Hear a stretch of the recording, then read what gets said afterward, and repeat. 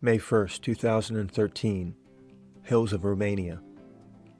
On my first bicycle tour, I crossed the United States in 62 days.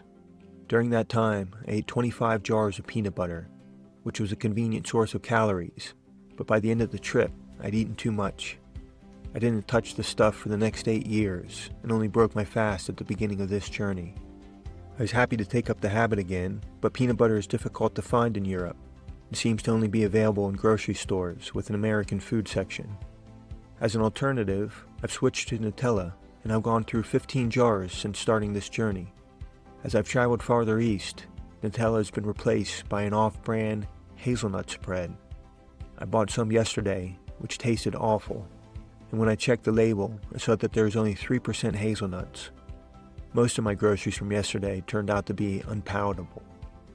The bread is no longer fresh baked, but comes white as snow and tastes distinctly medicinal.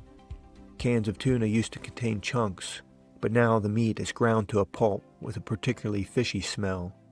The pack of cookies I got tasted like chalk, and I threw them away after the first one. Grocery stores sell what people can afford, and as I enter poorer countries, prices keep dropping, and so does the quality. A welcome change of pace came today when I entered a landscape of rolling hills. Climbing made the ride more interesting, and from the hilltops I had a better view. There was still only farm fields to see, but at least I could see more of them. In the small towns, I stopped to sit on the park benches and watch the clouds float by. By noon, the temperature was 93 degrees, so I lingered anywhere that I could find shade. I was sitting in the park when a teenage girl on rollerblades stopped to take a picture with me. She said she's never met anyone from the United States. That was the first time a stranger has ever asked me to take a picture with them. I've bicycled so far that I've become a celebrity. In the afternoon, a young guy on a road bike caught me, and we stayed together for a half hour while we climbed a hill. He didn't speak English, but I enjoyed his company. He wore spandex bike shorts, a cycling jersey, and thong sandals. The footwear was so out of place that I had to ask him what was going on.